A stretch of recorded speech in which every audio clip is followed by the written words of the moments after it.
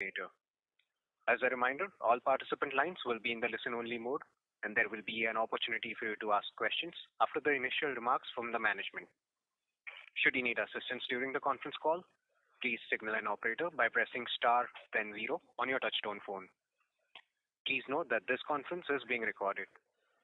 I now hand the conference over to Mr. Anand Niwar, Head Investor Relations from BAJAJ-AUTO Limited. Thank you, and over to you, sir. Thanks, Abid. Good evening, everyone, and thank you for joining us for the call today. Welcome to Bajaj Auto's Q4 and FY25 earnings conference call. On today's call, we have with us Mr. Rakesh Sharma, Executive Director, and Mr. Dinesh Thapar, Chief Financial Officer. We will begin our call with the opening remarks from Rakesh on the business and operational performance.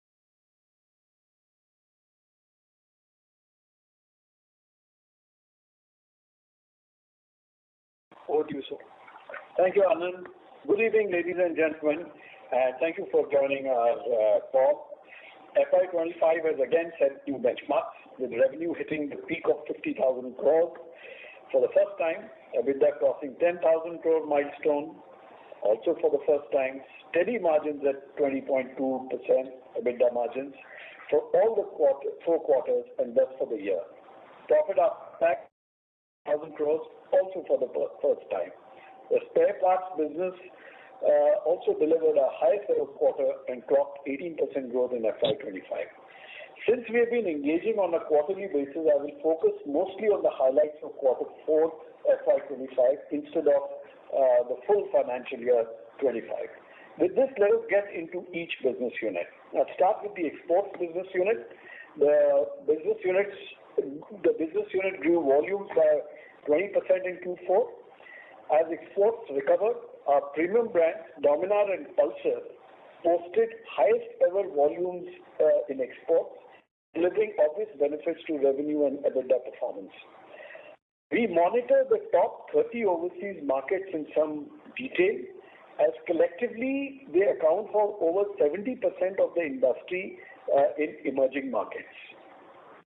Of these top 30 overseas markets, 26 markets, the industry grew, and collectively the 30 markets grew by 26% in Q4, which is signaling a very healthy revival. In these markets, Bajaj outpaced the industry growth of 26% and grew by 31%. Latin America is now the largest emerging market region in the world for motorcycles. Here, PAL exports grew by over 18% in Q4 with a very rich mix of over 65% of premium brands of Pulsars and Dominars. Bajaj Brazil recorded its highest ever retails of 7,000 units or so in Q4, which is more than the sales in the entire FY24. We have commissioned the Brazil plant with an annual capacity of 20,000 units per annum last July. We have already expanded the capacity to 30,000 units, and there is a plan in place to expand it further to an annual capacity of 50,000 units to be achieved by December this year. Africa and Asian markets are steady, though the uncertain trading environment in Africa means we need to carefully watch these markets and avoid any build-up of stock endangering the exposure of our distribution partners. The global tariff issue has not had any significant direct impact on us, as direct exports to these areas, which could be vulnerable to higher tariffs, are mainly the KTM and Triumph brands, and they constitute less than 1% of our total revenue. The impending startup and revival of KTM Austria will also unlock exports of KTM motorcycles from India to the overseas markets of KTM next quarter onwards. These used to constitute about 5 to 6% of our total exports, and as you know, had dropped to almost nil. Given this performance and revival in the market, our competitive position in key markets and the return of KTM exports, we expect overall exports to continue to grow at 15 to 20% every quarter. Moving to domestic motorcycles, in Q4, the motorcycle industry registration indicate a minor decline of 2% or so. However, for FY25, the industry delivered an overall growth of 6%, buffeted by a strong performance in Q1 and during the festive. Industry growth was driven by the 125cc plus segment, which grew by 12% compared to a flat performance in the 100cc segment. As you know, the 125cc plus segment is our core focus area in which we continue to hold a solid number 2 position. Estimating market share basis Vahan registration, we have noticed erosion during the year. From an estimated market share of 21% in financial year 23, we went up to 26% in FY24 and have closed at 24% in FY25 in the 125cc plus segment. Our countermeasures to reverse this are already in play from April onwards. Going forward, we will continue to drive towards leadership in this segment through our 2 brands, and we have 3 actions outlined for that. First is the rejuvenation of the Pulsar portfolio, which spans from 125cc to 400cc. 6 new Pulsar variants have been launched in Q4 to a good reception. These variants are specifically and individually targeting both the sporty and commuter sub-segments within the 125cc to 200cc class. Alongside, we have recalibrated prices to adjust for latest competition benchmarking post-OBD2 changes. We can already see a sequential growth, though marginal, of share between March and April. On the second action, we are steadily expanding the penetration of Freedom, the world's first CNG motorcycle launched in the 125cc segment. It has already retailed 60,000 units basis its key proposition of 50% cut in fuel costs being adopted foremost by long-distance riders in high pump density areas. We are now very specifically and vigorously targeting this cohort, a long-distance rider in high pump density areas, to drive up the penetration of Freedom, which has reached even 10 to 11% of the 125cc segments in some CNG dense areas like Kerala and Delhi. Both these brands, Pulsar and Freedom, going forward will be strongly supported by respective marketing campaigns targeted at users in all parts of the buying funnel. Overall, we anticipate the industry to continue to grow at 5 to 6% in FY26, again led by the 125cc plus segment, and we will aim for share acquisition based on the above key thrusts. In commercial vehicles, the business continues to stand strong in both ICE and now in the electric vehicle segment. It reported its highest ever volume with a 75% market share in ICE segment. The e-auto segment of the industry grew at about 60% in FY25, and here we have doubled our market share from 17% in FY24 to 33% in FY25. The momentum continues with Bajaj securing the number 1 position in electric autos in April and I'm told in May till date. A key highlight has been the launch of the GoGo brand.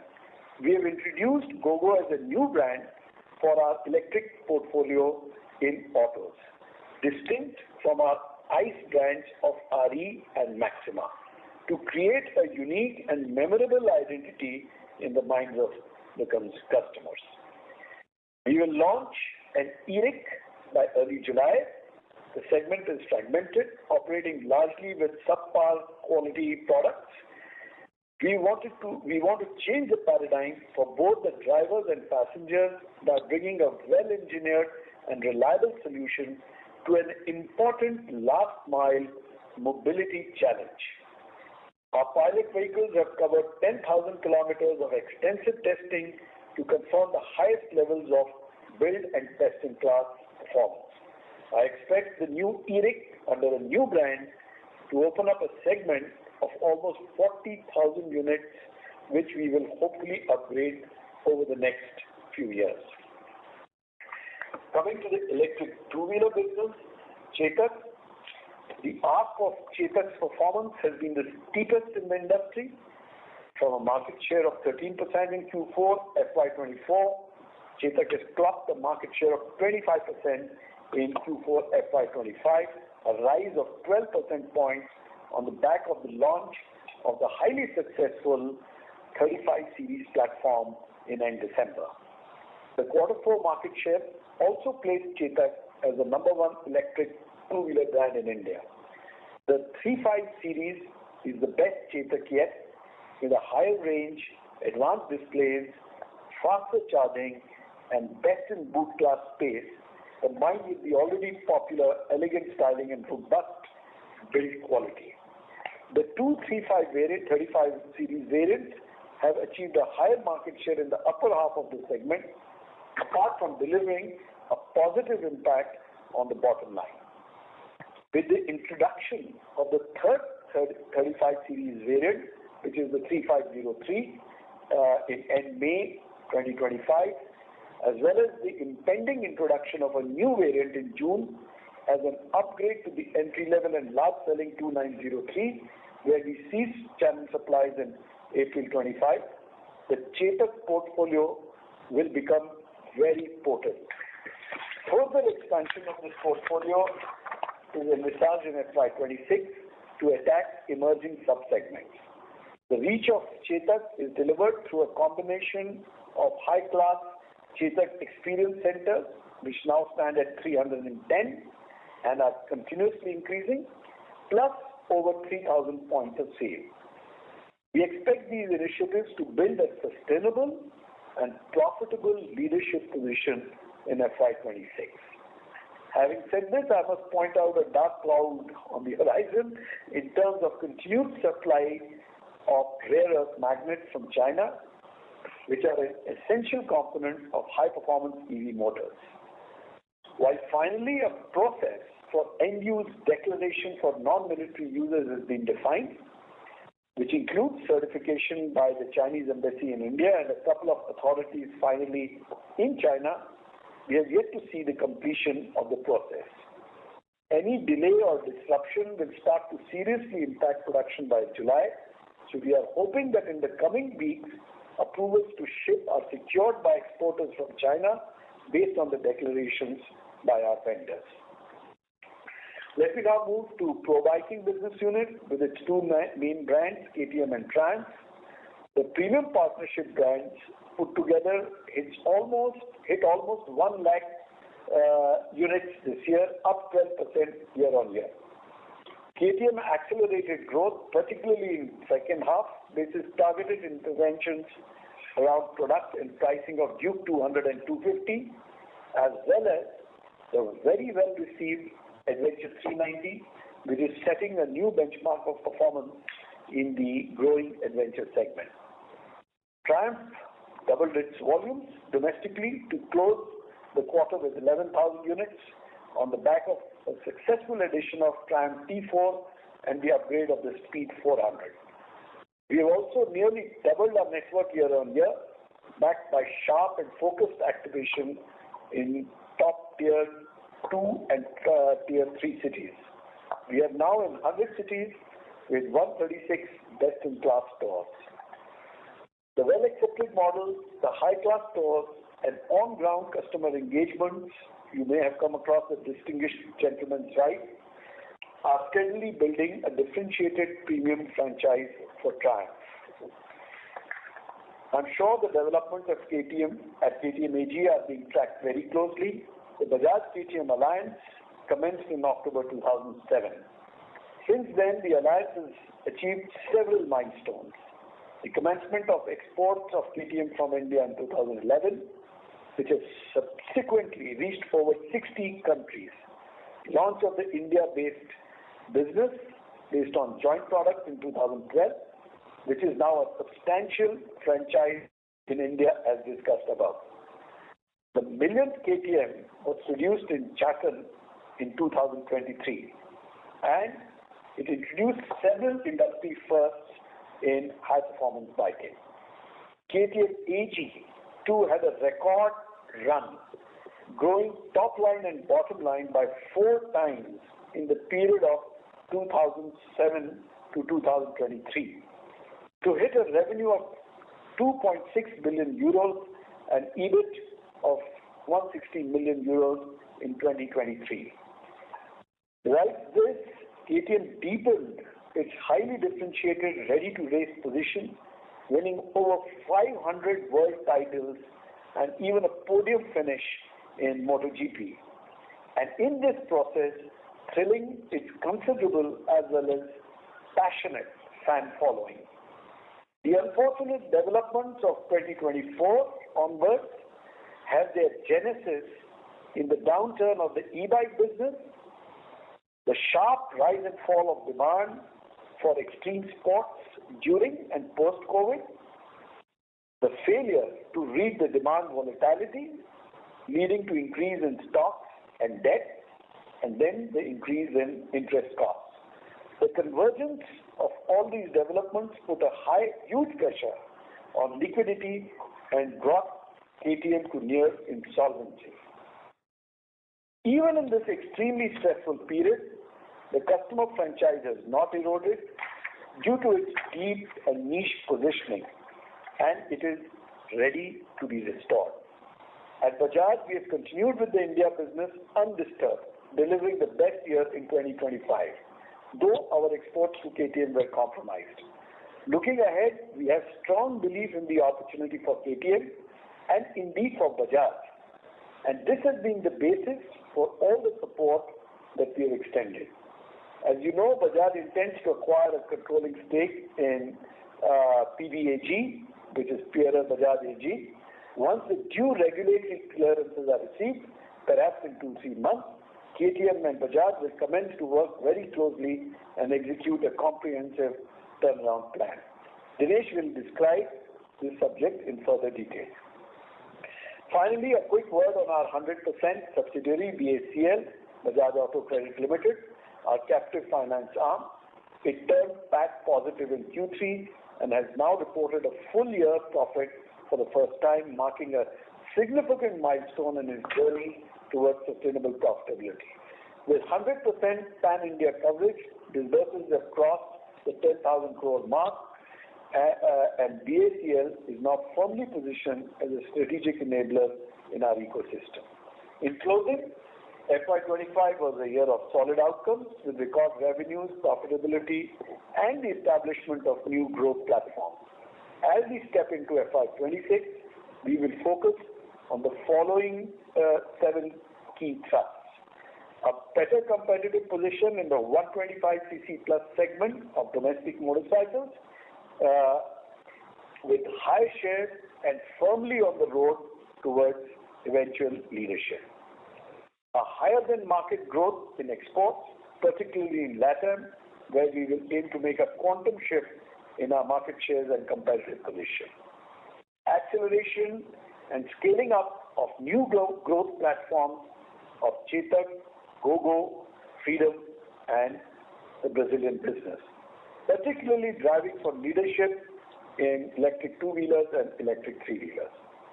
Working together with KTM, turn it around and put it in a better position than ever before in terms of its operations and market performance. Strengthening the spares business to deliver the best ever performance in FY26. Steadily grow the KTM and Triumph businesses in India based on the fundamentals of brand and customer experience. Dynamically manage the balance between growth and profitability, recognizing prevalent volatility.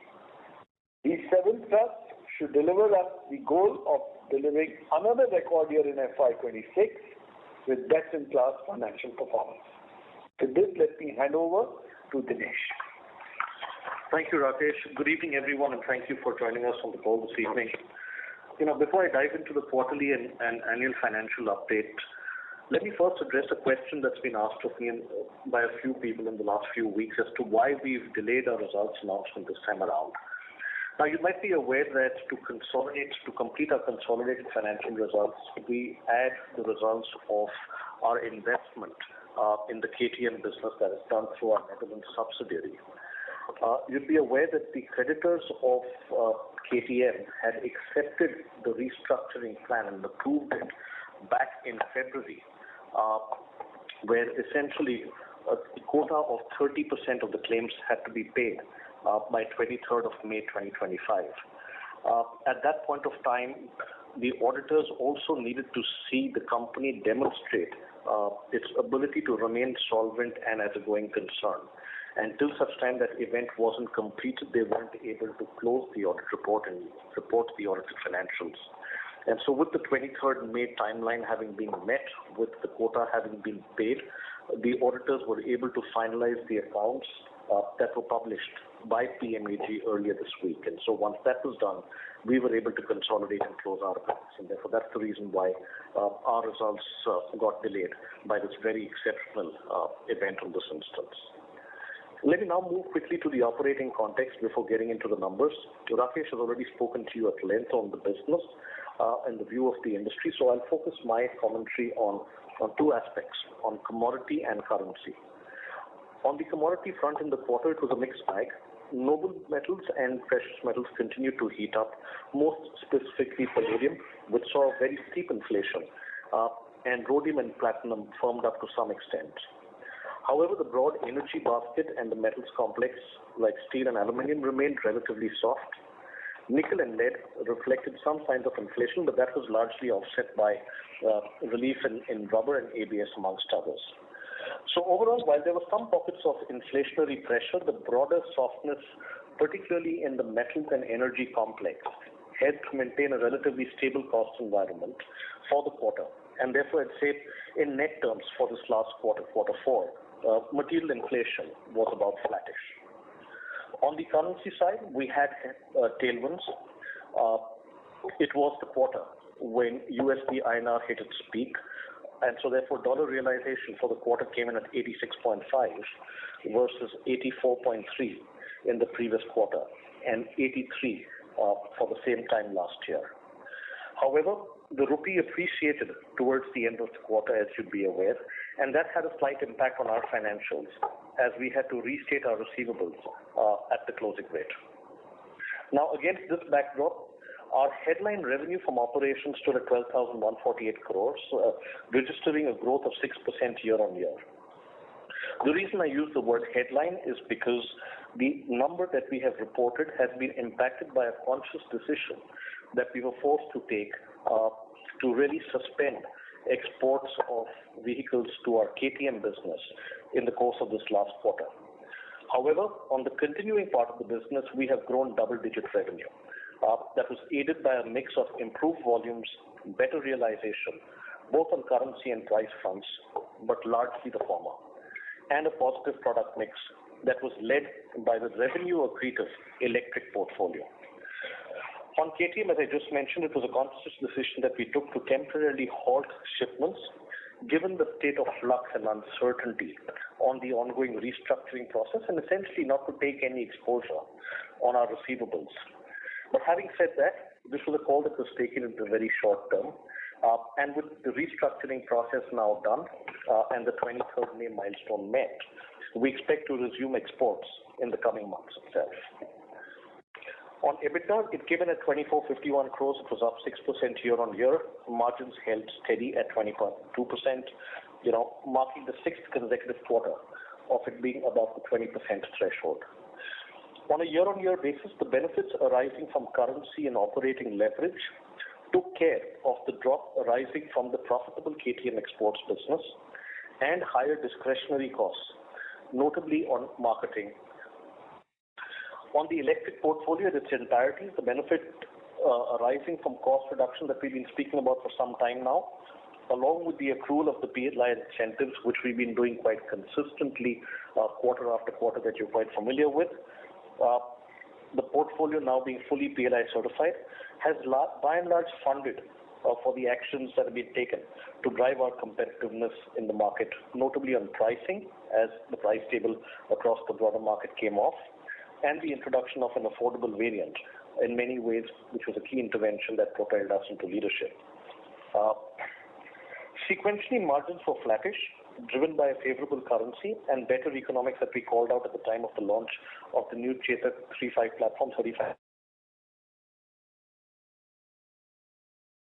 discretionary spends. This time, most notably again on brand investments and on jigs and fixtures, as we stepped up the level of innovation capex across the business. Tracking the revenue and EBITDA growth, profit after tax for the quarter stood at 2,049 crores and was up 6% year on year. Looking ahead, I'd say on commodity and currency, the environment continues to remain quite volatile.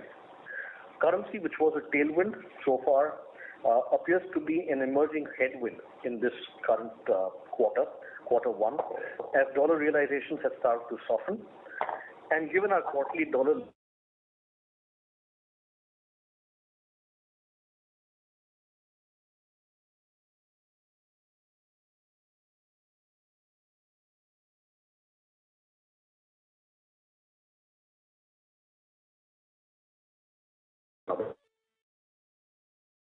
partially offset by declines in precious metals, palladium, rhodium, and platinum. However, I expect that on net terms, we expect the quarter to see some amount of commodity inflation in net terms. And added to this is the cost impact of the OBD2 norms that have been rolled out from the start of this quarter. So cumulatively put together between material cost inflation and the rollout of the OBD2 norms, we're seeing a material cost impact that could add up to anywhere close to 1 percentage point. As for pricing, we have been selective in our approach, taking pricing up in parts of the portfolio and dropping prices in parts of the motorcycle business to really revive the competitive growth momentum that we've been seeking. The pricing outlook for the quarter, therefore, could be anywhere between 30 to 50% of the overall material cost impact. Now that's the quarter. Let me, since this is the last quarter of the year, let me also spend a couple of minutes to wrap up the year, and you've seen this detailed in our press release. Let me start by saying it's been another landmark year of performance with financial metrics all setting new benchmarks. Revenue from operations crossed 50,000 crores for the very first time, registering a 12% growth year on year. Underpinning this, as you would recognize, is the very versatile nature of our business, and we've been talking about this, and this has been demonstrated yet again. The very versatile nature of our business that has driven the resilience of our results. If you recall, same time last year, we had said that we had delivered a record performance, and that was largely built in the back of a buoyant domestic business, whilst exports remained subdued. This year, we started the year with a strong domestic momentum. Exports were a bit slow in the first half of the year, but then the story flipped in the back half. Domestic demand slowed and exports accelerated sharply. And so we've now had another year of record performance, very differently driven from the previous year. Building on the strong operating performance, EBITDA for the year crossed a major milestone exceeding 10,000 crores, closing at 10,101. Margins held steady right through the year, while closing 40 bips higher on a full year-on-year basis. And what you must recognize in this is the fact that the electric vehicle portfolio has moved from being under 10% of our revenue, domestic revenue, to nearly 20% on a full year basis in the course of this current year. And you're familiar with the fact that the Chetak business continues to remain significantly margin dilutive, although with much better economics that have evolved over the last 18 months. And the fact that we've been able to hold margins through this period of time is a reflection of the strong focus on driving the economics for the new growth engine of electric vehicles and for the very dynamic P&L management that we've been doing at a larger enterprise level. We closed the year with profit after tax at a new record high of over 8,000 crores, registering a 9% growth year on year. However, it's worth noting that the growth is after absorbing a one-time exception deferred tax provision of 211 crores that we had to take in quarter two of this year on account of the withdrawal of indexation benefits on certain classes, asset classes, and changes in tax rates, as was announced in the Finance Act of 2024. If you were to adjust for the one-off impact, profit after tax would have grown by a robust 12% year on year, underscoring the quality and sustainability of the key earnings. Now, apart from the key financial measures, there have been a few areas to cheer about across our businesses as new milestones were achieved. On domestic motorcycles, revenue for our strategically important and focused segment of the 125cc hit a new peak. In commercial vehicles, we registered the highest ever volumes and revenue crossed 10,000 crores for the first time. Notably, the electric three-wheeler business, which is under 2 years old, has rapidly scaled up to being 20% of the commercial vehicles revenue and hearteningly achieved leadership in the course of the current quarter. This was the year in which Chetak hit the leadership in the electric two-wheeler market and ended the last quarter as market leader. And so when you add and look at the performance of both electric two-wheelers and electric three-wheelers, we have ended the year with over 5,500 crores of electric vehicle revenue, which essentially would make it the country's largest electric two- and three-wheeler company. Right? And this has all been delivered in a span of between 2 and 3 years. In exports, Latin America continued with strong momentum, registering another high over what was an already record performance in the last year, and the region now accounts for over 30% of our total export volume. And spares, as you heard from Rakesh, reported a record revenue for this year as well. So it's been a year of milestones on multiple counts in addition to the financial benchmarks. Moving to consolidated results, and since there is a significant impact, I thought it was right to call it out. While standalone profits ended at 8,151 crores, that was up 9% year on year, consolidated profit came in at 7,325 crores. It was dragged down by the share of loss that we had to account from our investment in the global KTM business that reported a loss, and that the result of that business flows into our Netherlands subsidiary, which in turn we consolidate. The share of that loss accounted for us between the first half and the second half added up to about 900 crores for the year. And you are aware of the context, so I will not get into that at the moment. We closed the year with a closing surplus cash balance of nearly 17,000 crores, underscoring the continued strength and resilience of our balance sheet. This was achieved after significant investments done in the year. We invested 2,100 crores in our captive financing arm BACL. We spent 700 crores towards capex, of which about 60% was towards the electric business, and the balance to provide for innovation-related capex in the rest of the portfolio. And over 2,200 crores was returned to shareholders through dividends, pertaining to the previous financial year, reflecting our continued commitment to rewarding shareholders. Free cash flow continued on a strong track record and remained robust at 6,500 crores for the year. The Board of Directors at its meeting today also approved a dividend of 210 rupees per share today. That will total a tad below 5,900 crores when we pay this out in a couple of months, which will reflect a 72% payout on our total reported profits after tax. Now, I know a few of you would have questions on KTM, and hence before closing, let me just quickly summarize the current announcements that we made to bring everyone onto the same page, and then we'd be happy to take questions that you may have on it. You're familiar with the structure, so I'm not going to spend time on the structure. It's part of our release as well.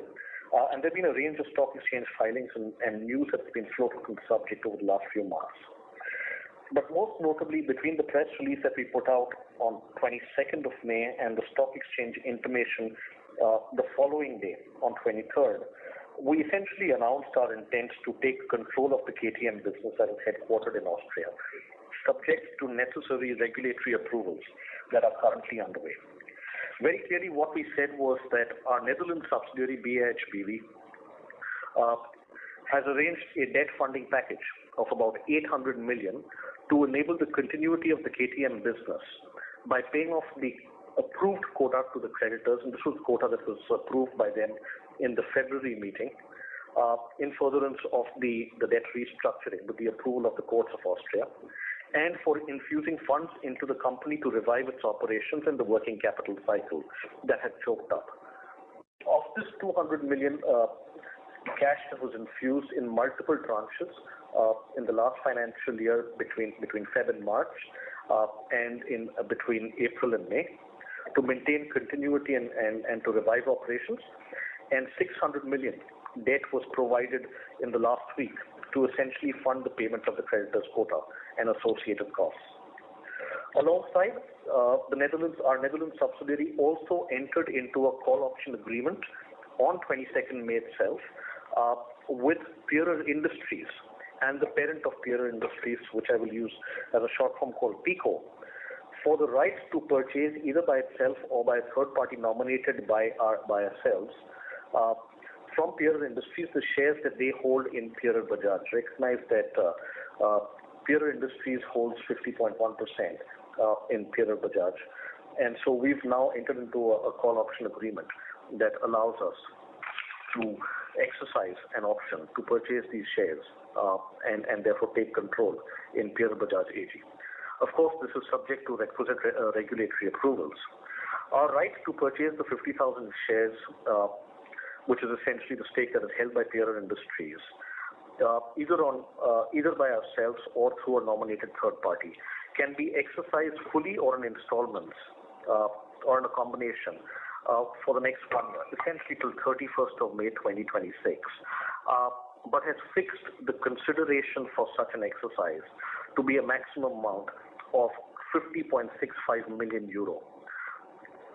Besides this, we will acquire the balance 0.1% stake in PBAG under a separate arrangement, which is also again subject to regulatory approvals that could take anywhere between 2 to 3 months. Thus, upon exercising the call options, Bajaj, through its Netherlands subsidiary, would essentially move from being a current minority investor in PBAG to being a controlling shareholder, in keeping with our strategic intent to take charge of rebuilding the KTM business and realizing the synergies that they have with us. The full exercise of the options will essentially lead BAJAJ-BV, our subsidiary, to hold 100% of the shareholding of PBAG and will essentially mark the resultant exit of the Pierer Group from PBAG and the KTM business. I've tried to cover as much as we had announced in those 2 days, but I'm sure there will be a few follow-up questions which I'll be happy to take. We'll be happy to take as part of the Q&A session. With that, let me hand the call back to Anand and open up the floor for questions. Thank you. Thank you, Dinesh. Sagar, we can open the forum for Q&A. Certainly. Thank you very much. We will now begin the question and answer session. Anyone who wishes to ask a question may press star then 1 on their touchtone phone. If you wish to remove yourself from the question queue, you may press star then 2. Participants are requested to use handsets while asking a question. Ladies and gentlemen, we will wait for a moment while the question queue assembles. Our first question comes from the line of Kapil Singh from Nomura. Please go ahead. Good evening, sir. My first question is on KTM. Just want to understand, what is your vision of operating this business? Would it largely operate the way it was operating prior to this issue that they faced on account of market turmoil?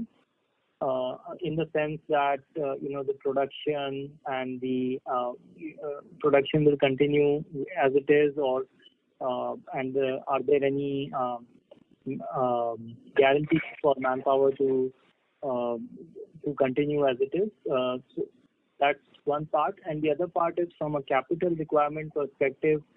How soon do you think KTM will be in a position to service the debt that we have provided them?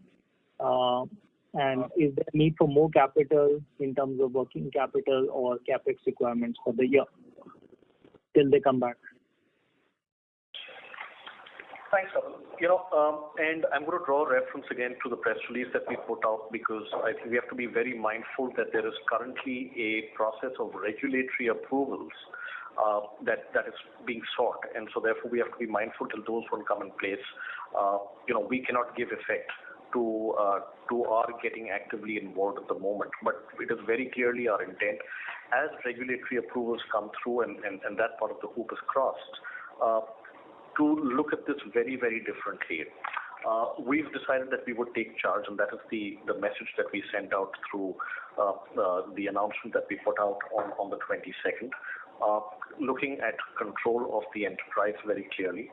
We will initiate a revamp of the entire governance framework, as what will happen at that point of time. There will be a full-fledged work stream that will be put up, which was essentially to leverage the experience and expertise of the Bajaj system and the Bajaj ecosystem that will be aimed at restoring the momentum and competitive growth of the business, as well as driving the financial viability, looking for synergies in procurement, in component sourcing, in production, right? We will also at some point of time look at expanding the remit of the joint development program as a possible opportunity. And today you're aware that that program only extends up to bikes which are under 400 cc.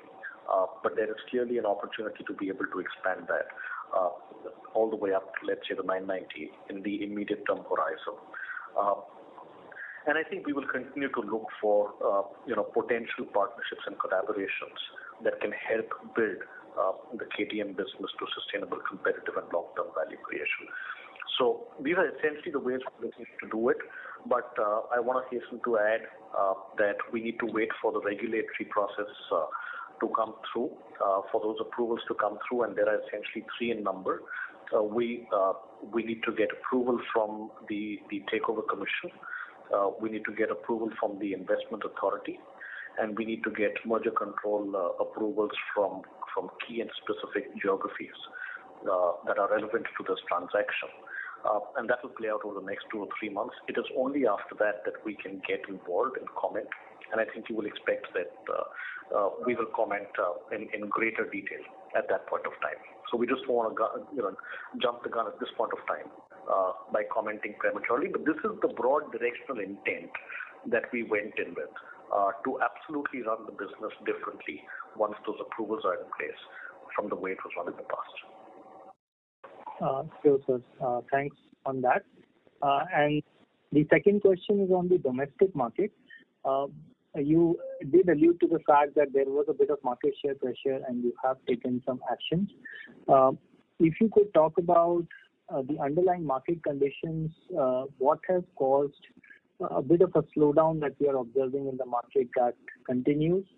And on the market share front, are there any, what is the number of new products that we are looking to launch in various segments in the coming year?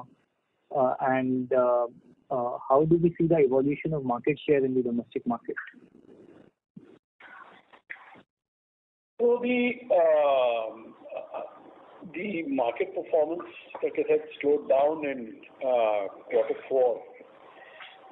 We believe that it is largely happening in the smaller urban centers. We feel that the deep rural is slow.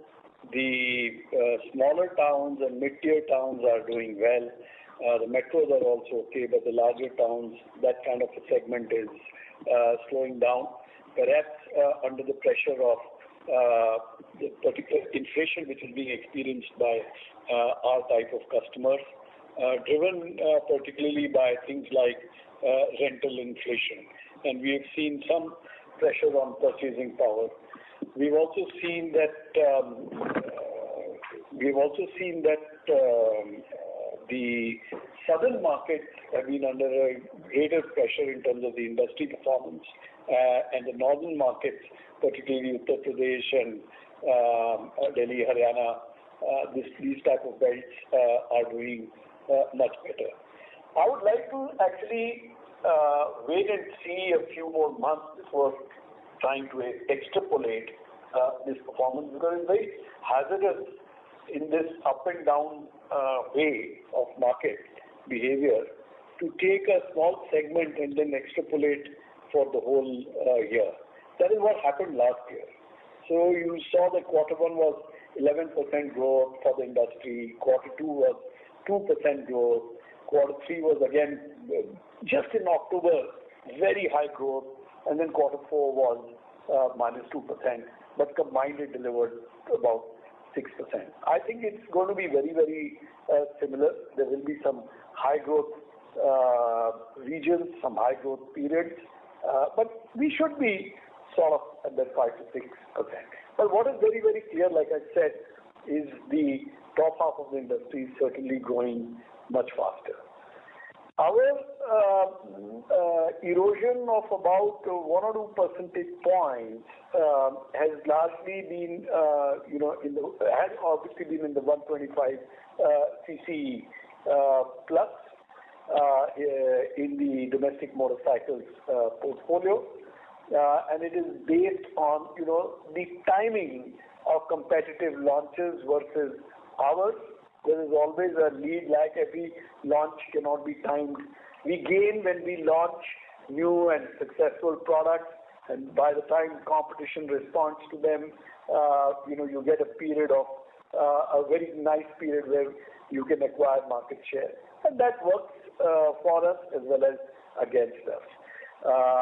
And so we had to do some catching up in terms of making our portfolio more feature rich, which actually we have responded very quickly, because we noticed this erosion by the middle of the year once the dust had settled from the festive, and very quickly within a quarter we have responded with feature rich products, and we will continue this exercise with the introduction of new products in the Pulsar portfolio right through FY26. We are also looking at entry-level 125cc products, and therefore it's a full pipeline of products for FY26.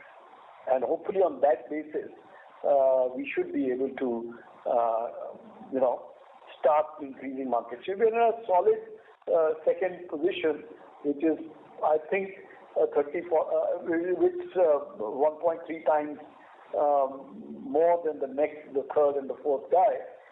But we are behind the number 1 position, and our aim is to come as close as possible to the number 1 position in FY26. Thank you, sir. Look forward to that. Thank you. The next question comes from the line of Emin Pirani from JP Morgan. Please go ahead. Yes, hi. Thanks for the opportunity. First, just a clarification on the comment that you just made, that you are looking at a entry-level 125cc. Would this be of the Pulsar brand, or will this be a separate brand? And a related question was, that you have the Freedom, which has a positioning. You have the Pulsar, which spawns a lot of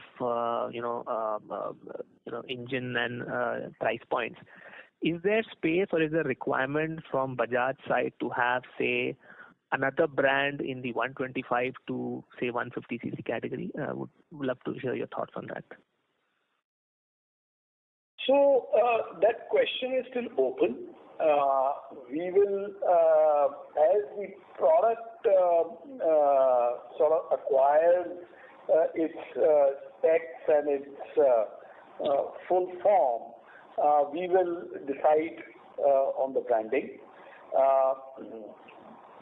I can say that the 125cc segment in particular, not the 125cc plus, but just the 125cc segment in particular, is almost now equal to the executive 100cc segment. It's like 28% of Indian motorcycle industry is just the 125cc segment, and we can see 2 or 3 sub-segments emerging over here.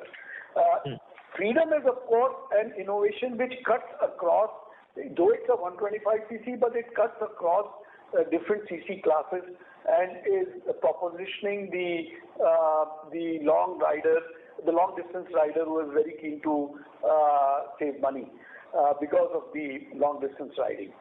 Now, whether there is space for one more brand besides Pulsar will be based on careful analysis of how distinct these sub-segments are. This work is going on, and we will conclude this closer to and reveal it to you closer to the time when we launch the product. Sure. So look forward to that.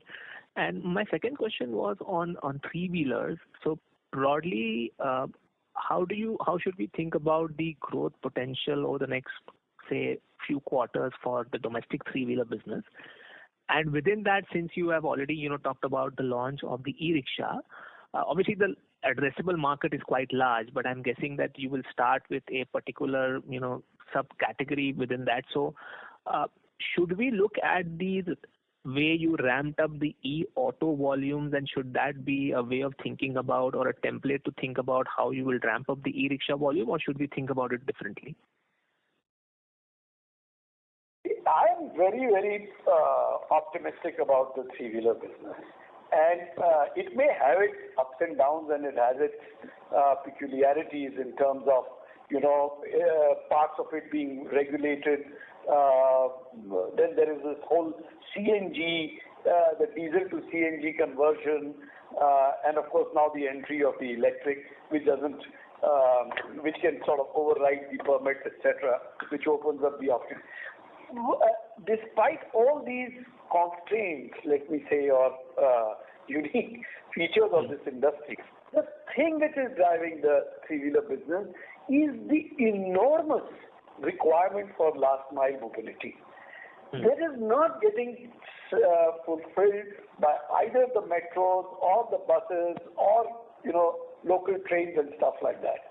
The three-wheeler is a very, very important vehicle to satisfy India's hunger for last mile mobility.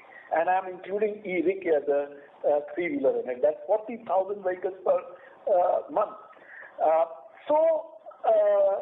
E-auto gives us a very, very good method to access the regulated markets, and it opens up things for introducing the e-auto. So it may sort of go through its ups and downs, but fundamentally the three-wheeler business will continue to grow. Its fuel type and shape may change. Now, when it comes to the e-rick, this is a 40,000 per month segment. Top 10% is lithium-ion. Obviously, we are going to introduce a lithium-ion product because lead acid has its own problems. I draw a parallel to what we did in Africa when we went in and came in with a very high premium to the existing Chinese players there at that time, 10, 15 years ago. In recognition of better quality and ownership convenience, over a period of time as people got educated, they shifted. Even today, we are seeing that the e-auto itself is upgrading e-rick. It has its sources of growth in diesel and in e-rick. And we can see 1/3 of the growth of e-auto is being driven by people who are second-time buyers, end-of-life drivers of e-ricks.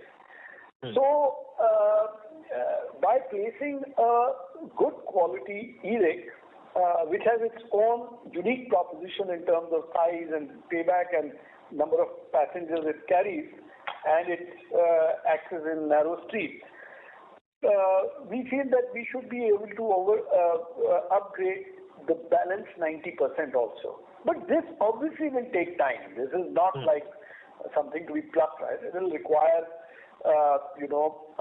it requires a brand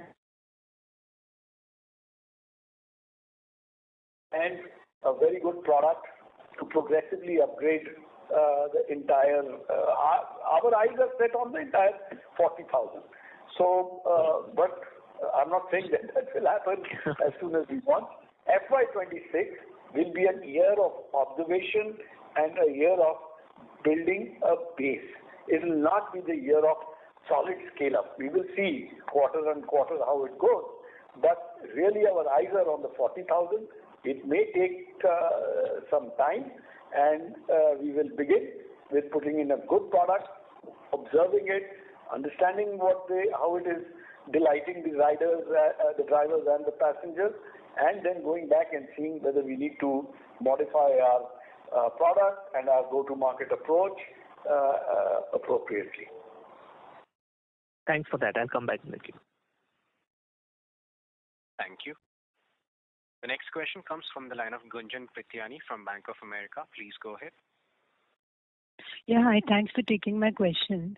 Just to follow up on this three-wheeler discussion, I mean, there has been some recovery that we've seen on the export side, right? And this did see a lot of drag over the last couple of years. So anything, in terms of the rebound of the business that you can talk about.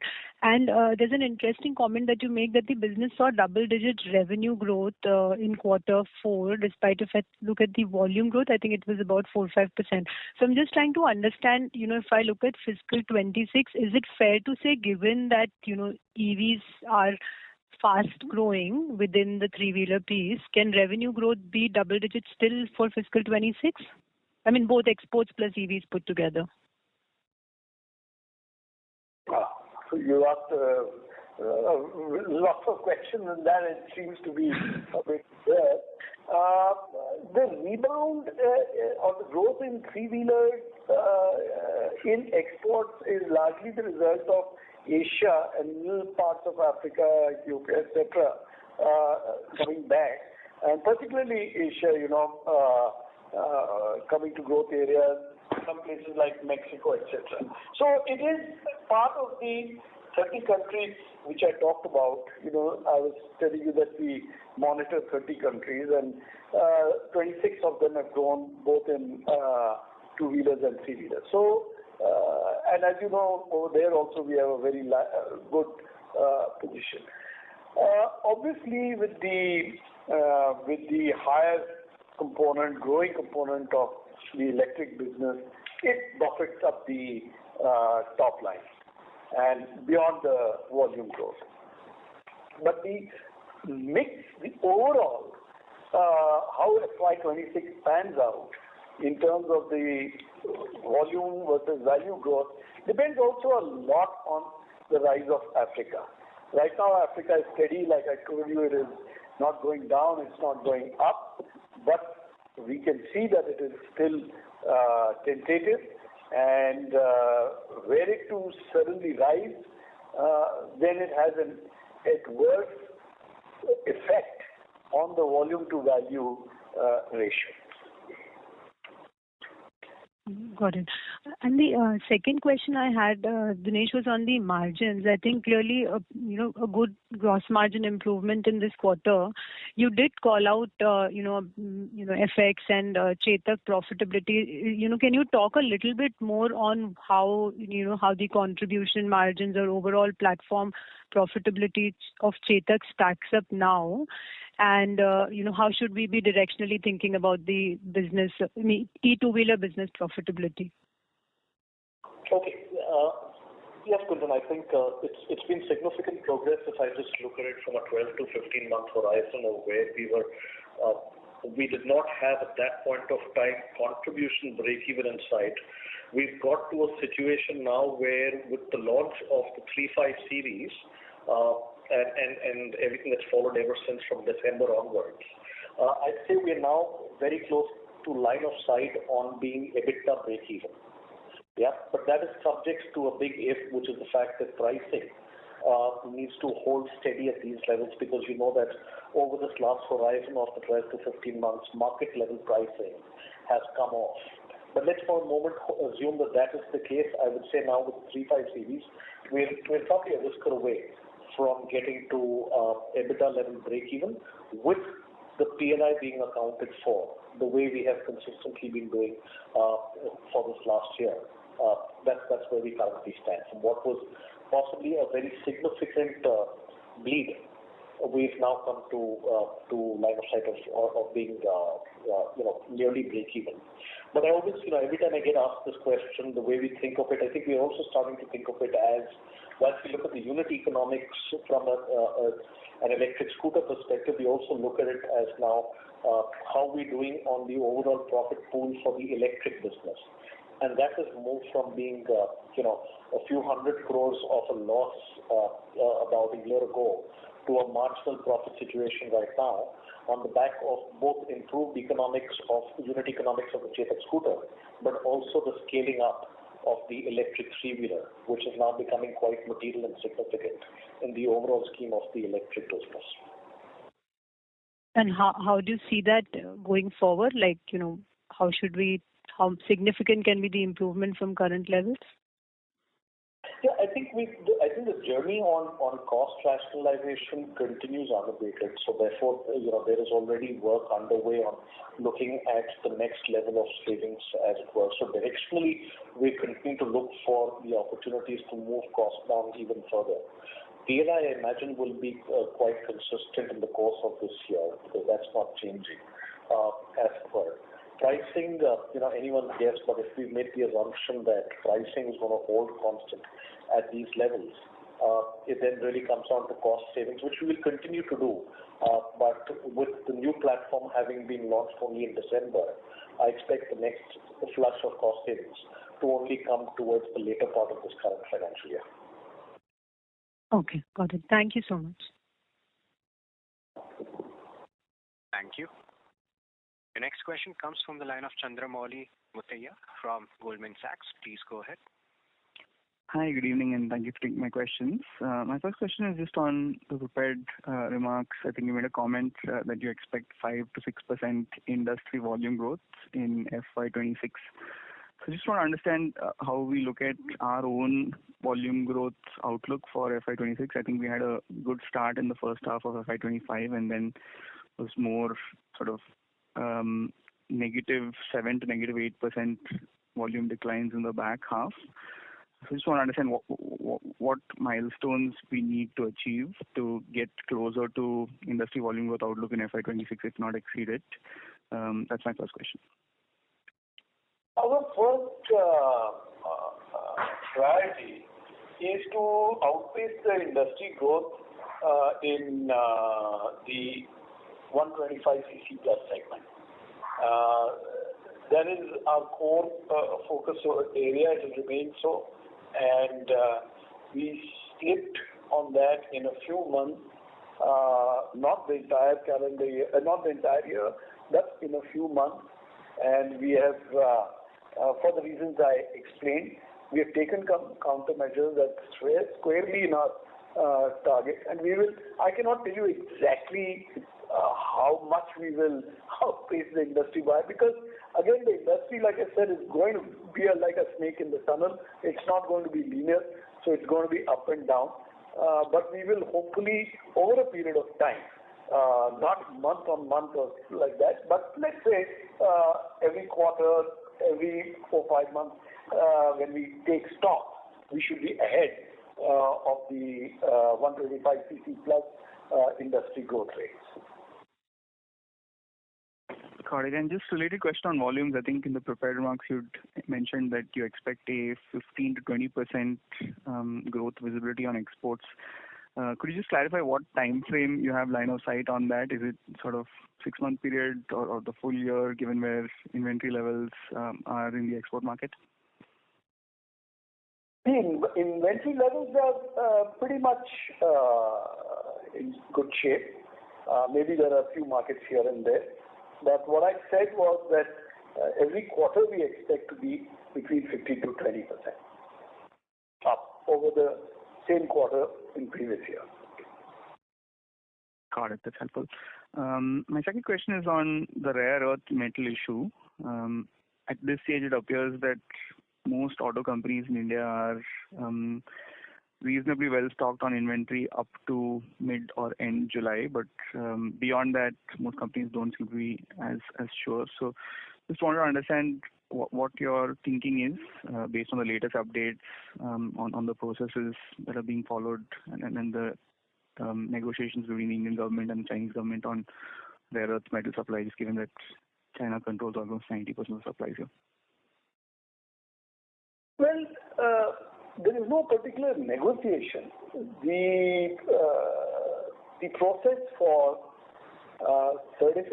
for declaration and certification that the rare earth imports will be not used for military purposes has been now defined. I mean, on 4th of April, an intent was published, but now a process has been defined, which entails self-declaration by the importing company, which would be our vendors, and which is then certified by a couple of ministry agencies of the ministry, and then finally by the Chinese embassy in India. With these, the certified declarations are sent to China, where there were two-level certification or two-level approval, one by the provincial government, which has the exporter, to which the exporter belongs. And once that is done, it goes to a desk in their Ministry of Commerce for the final approval. About 30, my information suggests that about 30 applications have been made, which have been certified by all the agencies in India, including the Chinese embassy in India, and have been forwarded to PRC. We have to wait to see whether there are any questions, how much time it is going to take, and how smooth it's going to be, etc. So we have to wait and see the outcome of these 30 applications to fully understand what this process entails. Like you said, almost 90% of the supplies of these materials are from China. Building options alternatives is not an option in the short term, because this will take development work, this will take investment, this will take testing, validation, and integration into the vehicle systems. So this would be more of a medium-term option. At this point, we are keen that the process is smoothly followed and things are expedited both in India and China. Got it. That's helpful. And lastly, just a bookkeeping question, if you could share the export revenues and the spares revenues for the quarter, please. Exports revenues is 470 million. 470 million. And spares? Spares revenues 1,566 crores. Got it. That's helpful. Thank you very much, and all the best. Thank you. The next question comes from the line of Raghu Nandan from Nuvama Research. Please go ahead. Good evening, sir. Thanks for the opportunity. Firstly, on KTM, you are working towards normalizing the international operations, inventory reduction, and even production commencement in CY25. Would you expect things to turn around in CY26, better sales resulting in a positive EBITDA? So, Raghu, we've not started working on it as yet. We're still going through a process, and I want to keep calling that out because it is a regulatory process that we are bound by. It is our intention to get started once all those approvals are in place, and then there's a full turnaround plan. Knowing fully well what the diagnosis of the issue is and where the opportunities lie, that will be put into action. With that happening, I imagine we will be past the middle of this year, and so it is our intention to try and get at least the first set of results to start showing up in the next calendar year once that plan is put into place. So CY25 will be a year of bringing back continuity, because you know that production had stopped in December. It came on for a bit and then went off again. It is about reviving the engagement, the partnership with customers in the extended ecosystem. It is about ensuring normalcy in operations setting in. and then of course a new way of working, a collaboration kind of setting in once approvals are in place and we can actually get in. So much of this year will be gone, but it will have at least started the process, and we should start to see the first set of those results reflect in possibly calendar 26. Thank you, Dinesh. Second question to Rakesh sir. Sir, thanks for sharing the industry growth for exports, which is 26%, very strong. Trying to understand the growth drivers, we keep hearing macro challenges, adverse currency, fall in crude prices. Despite all this, exports are growing strongly. What is supporting this 15-20% growth expectation? How do you see that?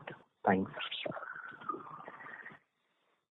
See, the 26% growth which I said was just to make that point very clear to you, is on the top 30 countries, which account for 72 or 75% of the industry.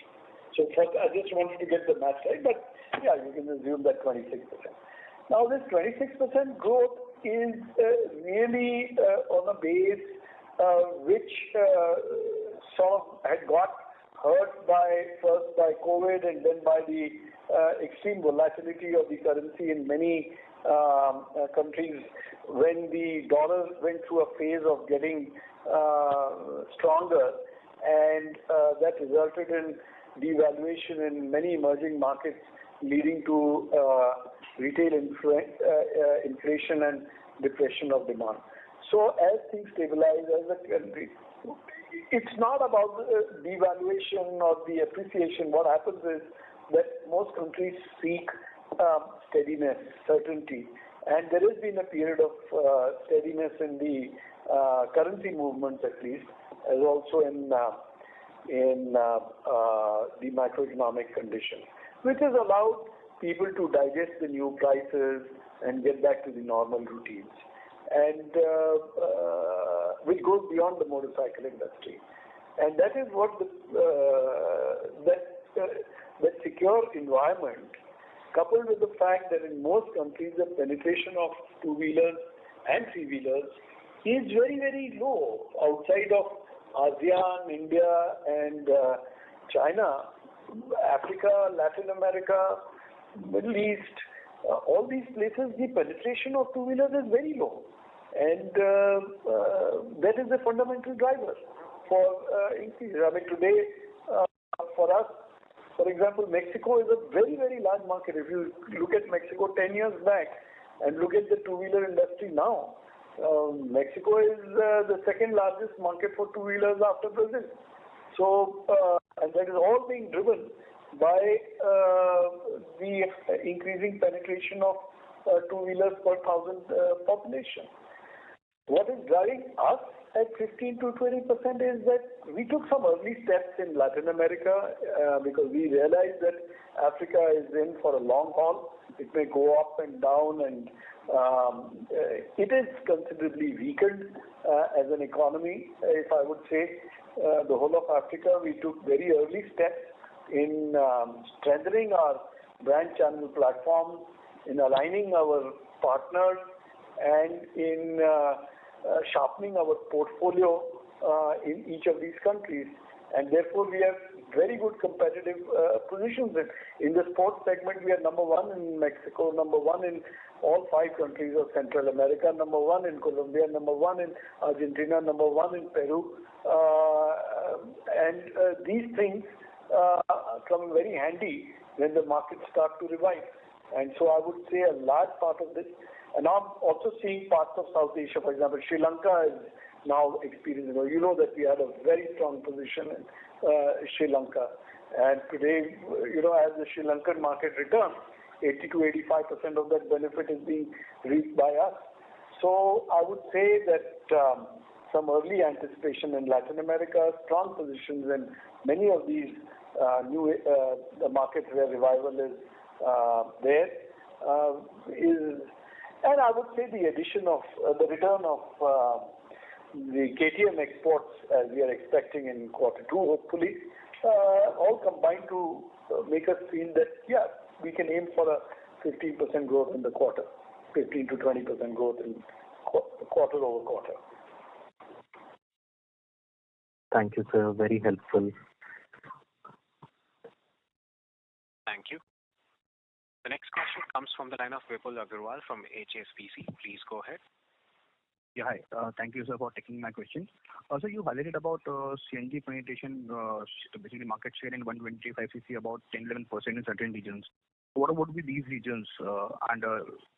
What is basically, is it just the pump density which is impacting the CNG sales, or there is something else to it, like maybe performance or power performance on the CNG bike? The product acceptance is fantastic. 60,000 bikes have been retailed. And if you, obviously we do surveys, and most of the people have a very high acceptance of the product and actually delight with the product, and particularly the savings it is supposed to deliver. We are encountering two issues in the development, in the scaling up of Freedom. The number one issue is the anxiety of not having enough pumps, and therefore we are finding a very clear correlation between those places. Now, let's say Bihar may be having a lot of pumps, but the density of pumps is what is more important.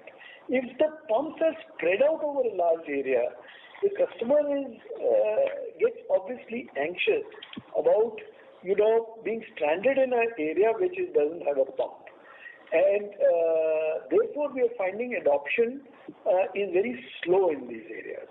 But Kerala, Kerala is a very, in any case, geographically tight.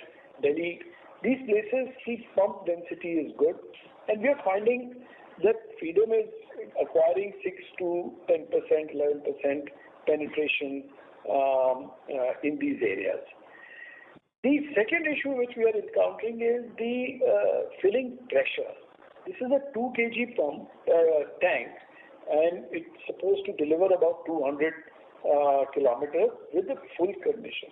But some of these pumps do not have the right kind of pressure, as a result of which the tank is underfilled and the range gets compromised, and that becomes an issue with long distance riders.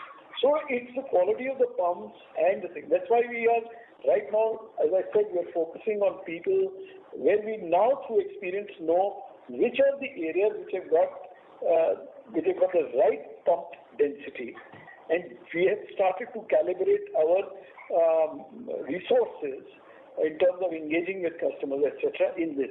This has been the learning over the last 3-4 months, that it takes a while to understand this, and now we are using this learning to have very selective targeting in these geographies to these cohorts which are long distance riders.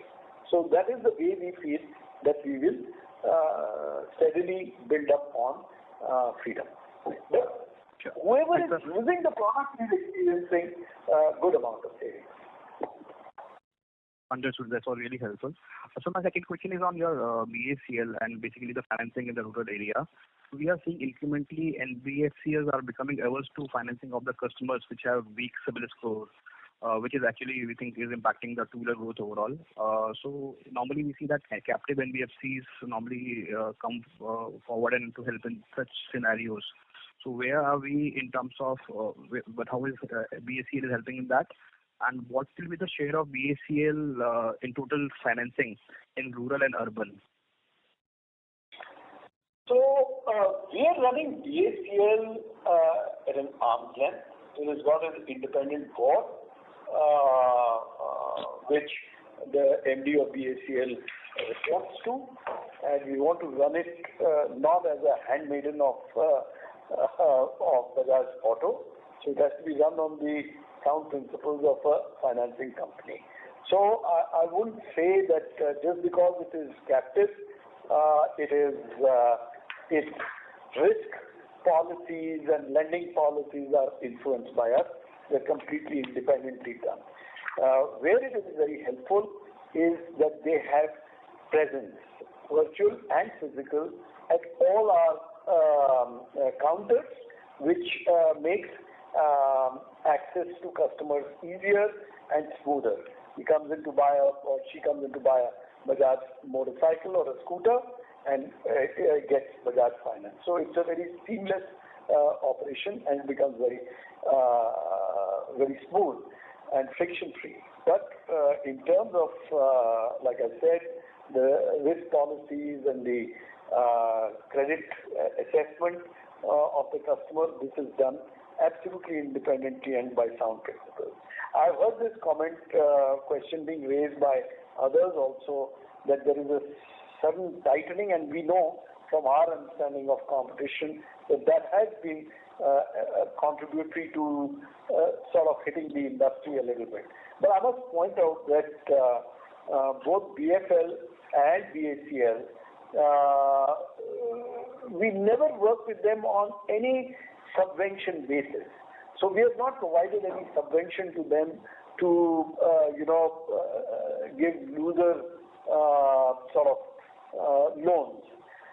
And therefore, there was no need between Q2 and Q3 and Q4 to suddenly pull back. There was no pulling back from Bajaj Auto side opposite BACL, and BACL continued to follow its own risk assessment process. So therefore, we haven't seen much of a change. The penetration of BACL in motorcycles is about 40% and about 50% in three-wheelers. Thanks a lot for that, sir. Really helpful. Thank you. Ladies and gentlemen, we'll take the last follow-up question from the line of Amin Firani from JP Morgan. Please go ahead. No, thanks for the opportunity again. My question was also related to the financing business. Can you just remind us how much money you have already invested, and is there a broad number that you can share for fiscal year 26? And also, if you could share the book value or the net worth of the business, if you have it handy. So the total capitalization from the time we started the entity is 2,400 crores, of which 2,100 crores has gone through this last financial year. Capitalization needs for this business, I expect, will play out for the current financial year to FY26, and it would be close to about anywhere between 12 to 1,400 crores more, as we expect, as the book goes up, because this is the year in which we will have the full national footprint for the full year. If you recall, last year we were building up the book. We started the transition for BACL on 1st of January 2024. So it was a staggered build-up of the book. The book ended up with an AUM of about 9,500 crores. Okay. That's it. Thank you. Yeah, and I think you had a question on net worth, so it is just the capital of about 2,400 crores that we put in, and losses have essentially got recouped because the year has turned a profit of about 60 crores thereabouts in the first financial year. Okay. Great. Thanks for that. Thank you. Ladies and gentlemen, I now hand the conference over to the management for closing comments. Thank you everyone for joining the call so late in the day. Thank you so much. Thank you. Thank you, everybody. Thank you. On behalf of Bajaj Auto Limited, that concludes this conference. Thank you for joining us. You may now disconnect your lines.